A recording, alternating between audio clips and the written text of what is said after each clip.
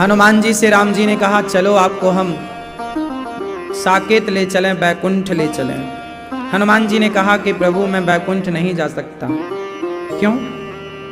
हनुमान जी ने कहा राम जी से, प्रभु वहां आपकी कथा है। राम जी ने कहा वहां तो हम ही हैं, तो हम ही हैं तो हमारी कथा की क्या जरूरत। अच्छा ये बताओ, बिहारी जी के मंदिर में आप कितनी देर खड़े रहे? आप में से कितने लोग बिहारी जी गए हैं? कितनी देर रहे भगवान के सामने? हाँ, आधा घंटा। बोलो। चलो एक बात बताओ, एक तरफ भगवान है और दूसरी तरफ भगवान की कथा है, आप क्या पसंद करोगे? क्यों? भगवान को कोई देखेगा तो कितनी देर देखेगा?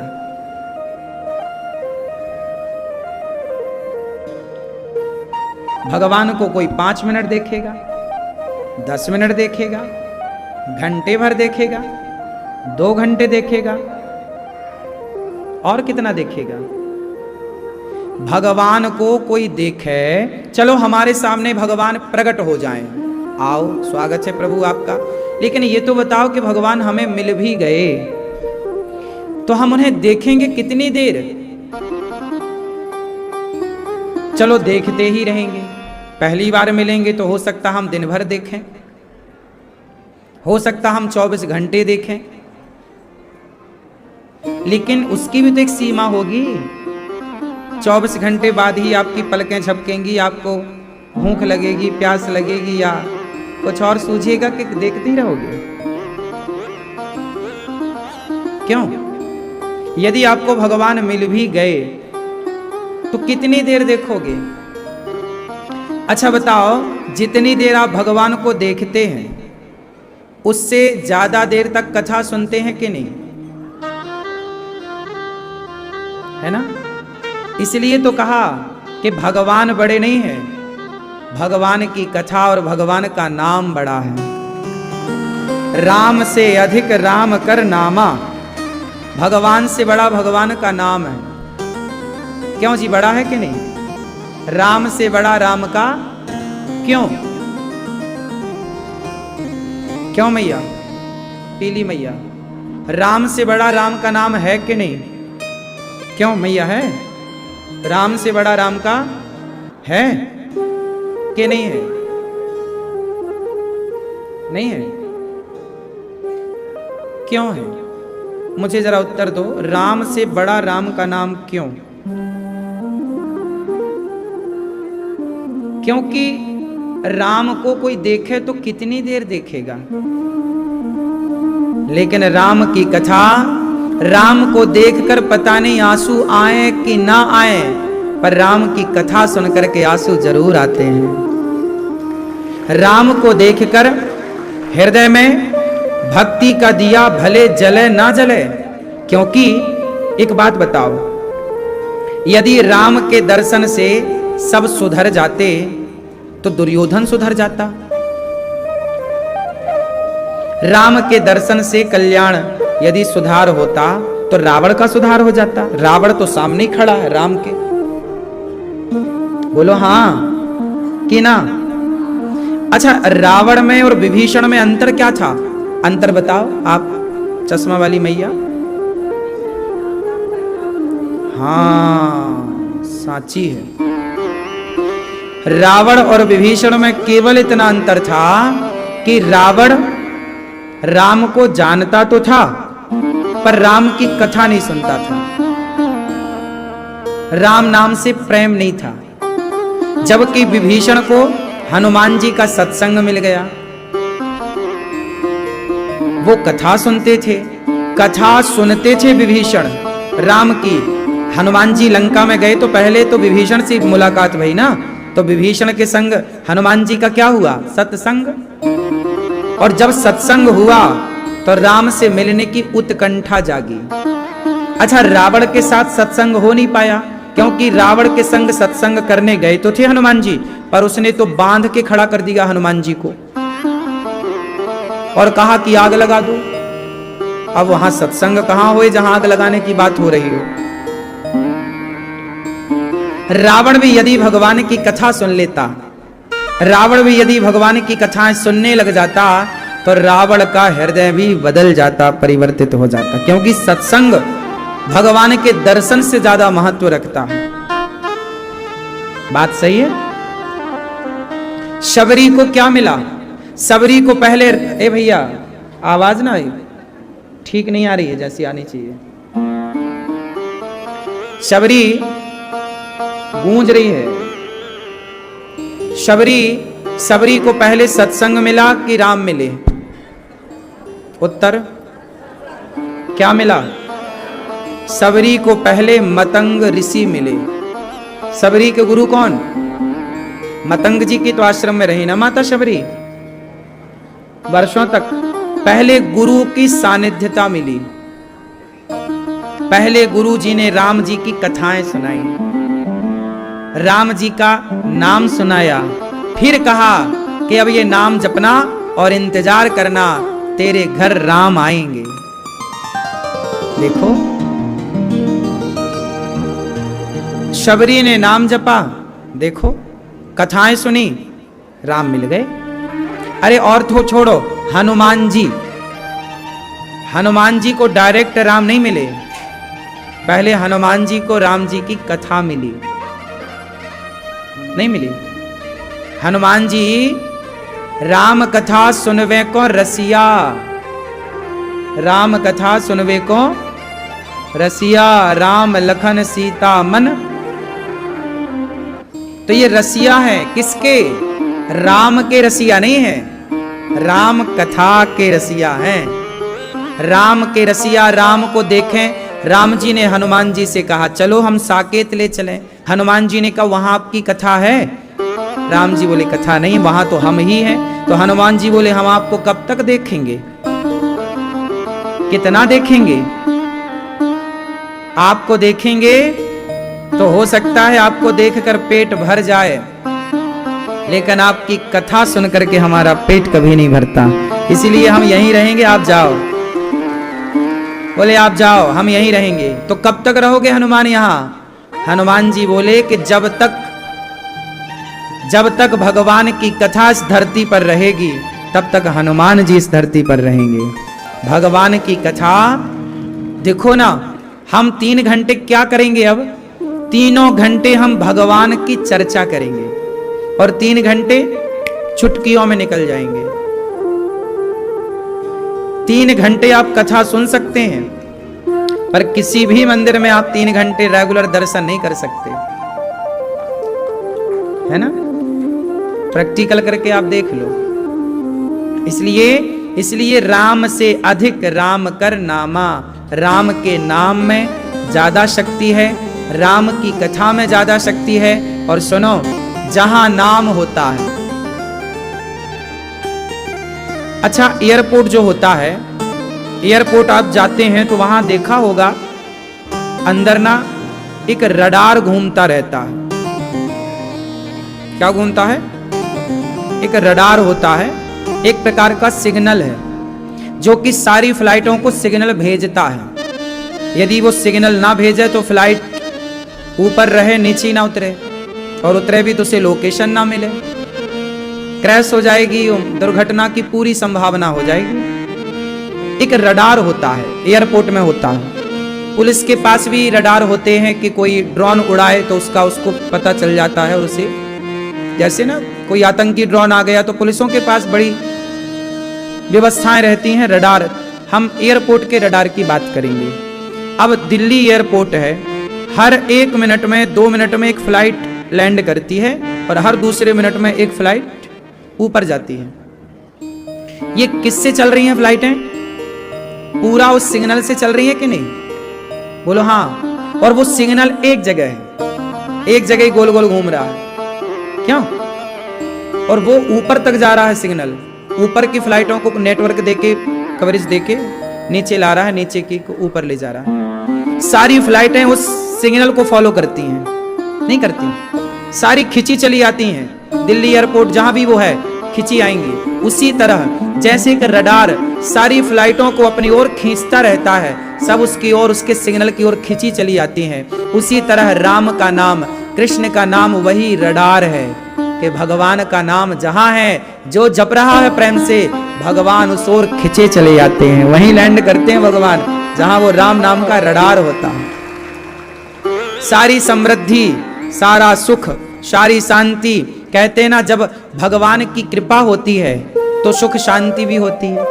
हे प्रभु, घर में बहुत सुख हो, शांति हो, समृद्धि हो, धन धान्य हो, रिद्धि हो, सिद्धि हो, शुभ हो, लाभ हो, प्रेम हो, है ना। तो ये सब कहां खिंचता है। और सुनो, केवल रडार फ्लाइट को सिग्नल देता है ऐसा नहीं, हेलीकॉप्टर को भी देता है। हेलीकॉप्टर भी वहीं उतरेगा जहां से सिग्नल मिलेगा। छोटी छोटी फ्लाइटें होती हैं, है ना, सारी उसकी ओर खींची चली जाती है। प्राइवेट जेट होते हैं, वो सबको सिग्नल देता है, चाहे सरकारी फ्लाइट हो या प्राइवेट फ्लाइट हो। उसी तरह जहां राम नाम होता है, कृष्ण नाम होता है, इसलिए पहले के लोग बड़े समझदार थे। पहले के लोग घर में रोज कीर्तन करते थे। पहले के लोग क्या करते थे? रोज जोर से रोज कीर्तन, श्री कृष्ण गोविंद हरे मुरारी, हे नाथ नारायण वासुदेव, करते थे कि नहीं? पहले के लोग कीर्तन करते थे। क्यों करते थे? पहले के लोग प्रभात फेरियां निकालते थे सवेरे सवेरे गांव में। क्यों? क्योंकि जब हम मिलजुल कर कीर्तन करते हैं, जहां भगवान का नाम होता है, समृद्धि, सुख, शांति, स्वयं भगवान उस रडार की ओर खींचे चले जाते हैं। ये राम का नाम हल्के में ना लेना। ये वही राम का नाम तो है कि पत्थर पर लिखकर डाला तो पत्थर पानी में तैर गए। यदि भगवान के नाम ने पत्थर को नहीं डूबने दिया तो हमें भी नहीं डूबने देगा। ये है नाम की महिमा। इसलिए कहता हूं, काम करते रहो नाम, खूब नाम जप करो। भगवान की कथा भगवान से बड़ी है। सही है? भगवान से बड़ी भगवान की कथा। इसलिए कहते हैं ना, भगवान राम आए तो गिने चुने लोगों को तारे। आप गिनती में ले लो, उंगलियों पे गिन लो। राम ने किसे तारा? राम ने अहिल्या को तारा, राम ने ताड़का को तारा, राम ने जटायु को तारा, राम ने लंका वासियों को तारा, राम ने और लोगों को तारा। उंगलियों पे गिन सकते हैं आप कितने लोगों को तारा। राम ने त्रेता में आकर गिने चुने लोगों को तारा, लेकिन त्रेता के बाद क्या रही? राम नहीं, राम की कथा रही। तो जितनों को राम ने तारा, उससे कई गुना ज्यादा लोगों को राम की कथा ने तार दिया। बोलो, आज कथा नहीं तो हम सबको जोड़ के रखा है। बोलो हाँ कि ना? तो कथा नहीं तो जोड़ा है। राम जब आए तो राम ने बंदर भालुओं को जोड़ा, बंदर भालुओं को जोड़ के एक सेना बनाई। राम ने बंदर भालुओं को जोड़कर एक सेना बनाई, पर राम की कथा ने तो सभी सनातनियों को जोड़कर एक सनातन की सेना बना दी। क्यों जी? सही है? इसलिए राम से बड़ी है राम की कथा, राम से बड़ा है राम का नाम। इसलिए कहता हूं, भगवान के नाम से बहुत प्यार करो। भगवान की, तुलसीदास जी कहते हैं, एक घड़ी आधे घड़ी आधे की पुनियाद, तुलसी चर्चा राम की हरहि कोटि अपराध। भगवान की कथा थोड़ी ही सही रोज जहां होती है, वो धरती एक अलग सी एनर्जी से परिपूर्ण हो जाती है। अब आप यहां बैठे हैं ना, यहां नित्य कथा ही होती है इस प्रांगण में। ये वृंदावन का जो वातावरण है ना, आप लोग पता नहीं आपकी सिग्नल काम करता है कि नहीं, हमारा सिग्नल तो काम करता है। हम लोग ना जहां जाते हैं ना, वहां हम लोग ये देखते हैं कि यहां कितनी पॉजिटिविटी है। हम जहां जाते हैं, हमें पता चल जाता है कि इस धरती पे कितनी ऊर्जा है, कितनी सकारात्मकता है। आप महसूस करेंगे यदि भक्ति के पथ पर हैं, तो आप देखेंगे कि यहाँ वृंदावन में भक्ति के वाइब्रेशन ज्यादा है, क्यों जी, बात सही है कि गलत है? यहां पॉजिटिविटी आपके घर की पॉजिटिविटी से कई गुना एडवांस होगी, ज्यादा होगी। सही है? आप महसूस करिए। देखो ये बात ना, ये सिग्नल है, ये सबकी खोपड़ी में ये नहीं चढ़ता जो हम कह रहे हैं।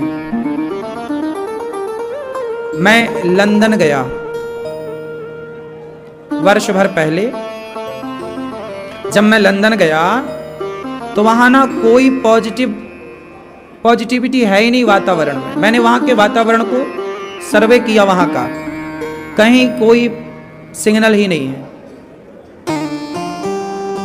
वहां ना कोई संत है, ना भजन। हमारा भारत, यहां कितने बड़े बड़े संतों ने भजन किया। संत तो चले गए, पर संतों के भजन का प्रभाव आज भी भारत की धरती पर है। इसलिए हमारा भारत आज भी भरा पड़ा है भक्ति और प्रेम से, लेकिन तीर्थों में ज्यादा है, क्योंकि सब भक्त लोग यहां आते हैं। इस धरती का ऐसा कोई साधु नहीं, संत नहीं जो वृंदावन न आया हो। भगवान कृष्ण का अवतार हुआ तो यहां शंकर जी आए, सभी देवी देवता आए, तो सब आए ना, तो उनका एक वातावरण जो बना वो इस भूमि पर, इस माहौल में आज भी है। इसलिए घर में आप भजन करोगे ना, ध्यान नहीं लगेगा, लेकिन तीर्थों में आप ध्यान लगाओगे, ध्यान जल्दी लग जाएगा। आप प्रैक्टिकल करके देख लेना, क्योंकि यहां नेटवर्क है, यहां रडार मिल रहे हैं, सिग्नल मिल रहा है पॉजिटिविटी का। बात सही है? घर पे आप ध्यान करो, आंखें बंद करो, 17 विचार आएंगे, पर वृंदावन धाम में जरा आपके अंदर भक्ति होनी चाहिए। क्योंकि रडार यदि सिग्नल छोड़ रहा है यहां से, एयरपोर्ट से, तो उसका सिस्टम एक फ्लाइट के भीतर भी तो है ना, कि जो उसे कैप्चर करे। अब भेजे जा रहा पर फ्लाइट में है ही नहीं कुछ, तो कैप्चर क्या करेगा? तो आपके भीतर भी थोड़ा होना चाहिए कि यहां से जो सिग्नल निकल रहे हैं पॉजिटिविटी के, वो आप थोड़ा उसे देख पाओ, समझ पाओ। अब आपके अंदर भी बिल्कुल पॉजिटिविटी नहीं है तो ये रडार काम ही नहीं करेगा। तो आपके अंदर थोड़ी भक्ति हो और थोड़ी भक्ति के वातावरण यहां है, तो दोनों जब मिलेंगे तो आप, इसलिए लोग कहते हैं, सारे लोग कहते हैं, 99.99 लोग कहते हैं कि वृंदावन आने के बाद यहां से जाने का मन नहीं करता। ऐसा लोगों से मैंने सुना। क्यों कहते हैं? कुछ तो बात है। क्यों जी? कुछ तो है ना यहाँ के वातावरण में, और वो वातावरण का अनुभव सब नहीं कर सकते। अब जो काम वासना से भरा पड़ा है, जो विकारों से भरा पड़ा है, जो यहां आकर भी विषय विकार ही देख रहा है, उसे ये सिग्नल टच नहीं करते। आपके भीतर भी क्यों, जब कुछ होगा, भक्ति का बीज होगा, तो फिर वो यहां अंकुरित हो जाएगा। अच्छा एक बात बताओ, आपके घर में गेहूं चने तो होंगे, होंगे, रसोई में सब होता है। आपके घर में गेहूं, मैया आपने काय में भर रखा है गेहूं? डिब्बा में, एक डिब्बा है। आप देखना, क्या वो गेहूं अंकुरित हुआ? नहीं। लेकिन उस गेहूं को जरा आप पानी में डाल देना, तो दूसरे दिन ही आपको अंकुरित मिल जाएगा। और आपके डिब्बे में 1 साल से भरा है, लेकिन वो अंकुरित नहीं हुआ। लेकिन अंकुरित कहां हुआ? पानी में। क्यों? क्या उसके भीतर 1 साल से अंकुरित शक्ति नहीं थी? थी, लेकिन जिससे वो अंकुरित होता वो संग उसे नहीं मिला। पानी का संग किया गेहूं ने, लो अंकुरित हो गया। ऐसे ही है कि आपके भीतर भक्ति का बीज तो पड़ा है, पर जब ऐसा संग मिलता है, ऐसा धाम मिलता है, तो वो बीज अंकुरित हो जाता है। इसलिए वृंदावन धाम क्यों आना चाहिए? कथाएं क्यों सुनना चाहिए? कथा सुनने से क्या होगा? आपके भीतर जो भक्ति का बीज है वो इस धाम में, इस कथा के जल से, जैसे गेहूं पानी के संयोग से तो अंकुरित होगा, उसी तरह आप जब कथा से जुड़ेंगे, सत्संग का जल आपके हृदय में पड़ेगा, तो आपके भीतर भक्ति का बीज अंकुरित हो जाएगा। लेकिन एक गेहूं अंकुरित नहीं होता। कौन सा? आप गेहूं को जरा तवे में डाल दो, गरम तवे में या गरम कढ़ाई में, जरा गरम तवे में गेहूं डाल दो और जरा 4-6 बार ऐसे ऐसे हिलाओ, घुमाओ, जरा गेहूं गर्म हो जाए, फिर आप डालो पानी में। क्यों? गेहूं को आप गर्म करो तवे में और फिर पानी में डालो, अंकुरित होगा? बोलो, नहीं होगा। क्यों नहीं होगा? क्योंकि वो एक अलग टेम्परेचर में चला गया, एक अलग ही संगति में चला गया। पानी की संगति डायरेक्ट मिलती तो अंकुरित होता, पर उसे आग की संगति मिल गई। किसकी संगति मिल गई? अग्नि के संपर्क में आ गया, और अग्नि के संपर्क में आने से उसकी क्या हो गई? अंकुरित शक्ति नष्ट हो गई। उसी तरह जो सत्संग में आ जाते हैं उनकी तो अंकुर निकल आता है, मतलब भक्ति का बीजारोपण हो जाता है। लेकिन जो लोग बुरी संगति में पड़ जाते हैं, गलत संगति में पड़ जाते हैं, फिर उनके कितना भी समझाओ, मूर्ख हृदय न चेत, जो गुरु मिलहि विरंचि सम। रावण को फिर सबने समझाया, स्वयं हनुमान जी ने, पर रावण को, क्योंकि वो उसका बीज नष्ट हो गया ना, अंकुरित। तो जब आप गलत संगति में चले जाते हैं, इसलिए कहता हूं बच्चों को पहले संगति से जोड़ दो। यदि गलत संगति में चले गए तो फिर उन्हें कोई नहीं समझा सकता। फिर उन्हें साधु लोग बुरे लगने लग जाएंगे, संत लोग गंदे लगने लग जाएंगे, माता पिता भी गलत लगने लग जाएंगे। फिर उन्हें वही लोग सही लगेंगे जो उन्हें गलत गाइड करे। अब देखो ना, शराब पीने वाला मेरे पास आके कम बैठता है, शराबियों के बीच में ज्यादा बैठता है, क्योंकि मेरे बीच में बैठेगा तो उसके हो सकता है कि कुछ बीज भक्ति के अंकुरित हो जाएं, सुधरने की संभावना ज्यादा है। इसलिए शराबी है, गंजेड़ी है, जैसे आजकल के कुछ लोग लिविन में रहते हैं, लिविन, पराई औरत पराई मर्द के संग लिविन। अब वो लिविन में रहने वाले अब यहां आएंगे, कथा सुनेंगे, तो उन्हें ना ये कथा जल्दी पसंद नहीं आएगी, ये बातें जल्दी उनके भीतर नहीं जाएंगी। वो कह रहे बाबा लोग तो ऐसी बातें करते हैं, ढोंगी हैं, पाखंडी हैं। क्यों? क्योंकि उनको एक अलग प्रकार का रस मिल रहा है। वो जो रस ले रहे हैं वो काम रस है। लिविन में जो रस मिल रहा है वो कौन सा रस है? काम रस। और आप यहां ले रहे हैं राम रस। तो राम काम रस वालों को जल्दी से राम रस अच्छा नहीं लगता, और राम रस वालों को काम रस अच्छा नहीं लगता। अब आपसे कहे कोई कि लो जी रहो लिविन में, तो आप लोग नहीं रहेंगे, क्योंकि जो राम रस में डूब गया फिर उसे काम रस फीका लगता। लेकिन जो काम रस में डूबा है उसे राम रस समझ ही नहीं आएगा। और एक बात बताएं, काम रस में डूबा हुआ यदि एक बार उसे राम रस का चस्का लग गया, कथा का, सत्संग का, भक्ति का चस्का लग गया, तो फिर वो काम आम छोड़ करके, वासनाएं छोड़कर राम का दीवाना भी हो जाए, कृष्ण का दीवाना भी हो जाए। कितनी वैश्याएं ऐसी हैं जिन वैश्याओं ने अपना धंधा बंद कर दिया कथाओं के रस के कारण। अरे हम तो कोई और रस लूट रहे थे, यहां तो अलग ही लूट रहा है। कितने वैश्याओं की कथा भागवत जी में है। पिंगला नाम की वैश्या, गणिका आप जब जानती हैं, इन्होंने ये वैश्याएं थी, खुलेआम वैश्यावृत्ति करती थी, दिन में 10 मर्द बदलती थी।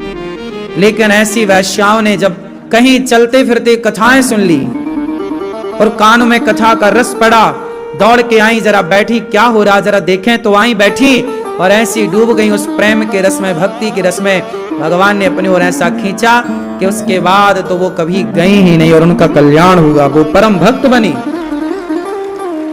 तो ये रस ऐसा है, कहते ना कि सबको अपना अपना स्वाद, सब अपने अपने स्वाद में रहते। जैसे गुजरात का आदमी, उसके खाने का अपना ही स्वाद है, कढ़ी भी खाए तो मीठी, दाल भी खाए तो मीठी, और सब्जी में भी शक्कर ही डाल के खाए, क्योंकि वहां का स्वाद है। क्यों? अब वहां के लोगों को यहाँ की कढ़ी खवाओ तो अच्छी ना लगे, और आप लोगों को कढ़ी शक्कर डाल के खवाएं तो आपको अच्छी ना लगे। बात सही है?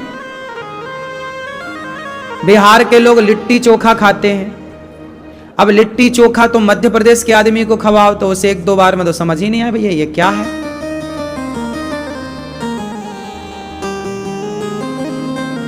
भारत के कुछ कोने में दाल बापले चलते हैं। दाल बापले जानते हैं? हमने जब पहली बार सुना दाल बापरे तो उसका सुना दाल बापरे, हमने कहा ये बापरे क्या है भाई? बापरे बन के आया, ऐसा लगा कच्चा आटा है।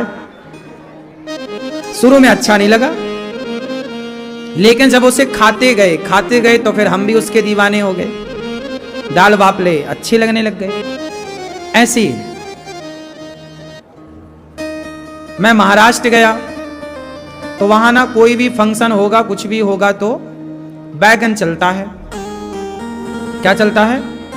बैगन। आप में से है कोई महाराष्ट्र का? बैगन चलता ना वहां।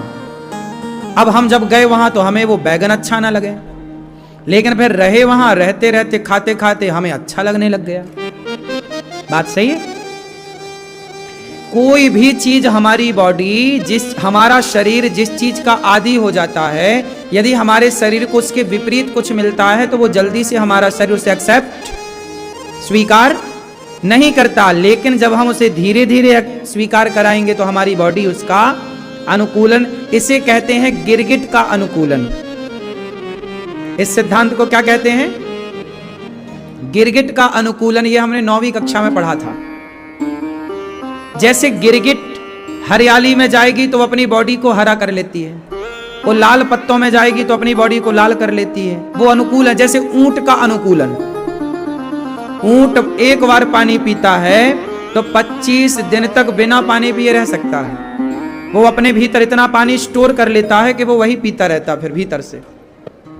ऐसा मैंने ऊंट का अनुकूलन में 9वीं कक्षा में पढ़ाई की थी। ये सब गिरगिट का अनुकूलन, ऊंट का अनुकूलन, उस माहौल में रहने का आदी हो जाना। हाँ या ना? उसी तरह जो भक्ति के रंग में नहीं रंगे उन लोगों को चाहिए कि वो थोड़ा थोड़ा कथा आप 10 मिनट सुनो, 20 मिनट सुनो, और जब धीरे धीरे आप आदी हो जाओगे तो फिर गारंटी कि आप बिना कथा के, बिना भगवान के भक्ति के रह नहीं सकते। और जब ऐसी आदत लग जाएगी तो जीवन का उत्थान होता है, कल्याण होता है। हमारे कथा में परीक्षित बन करके देखो।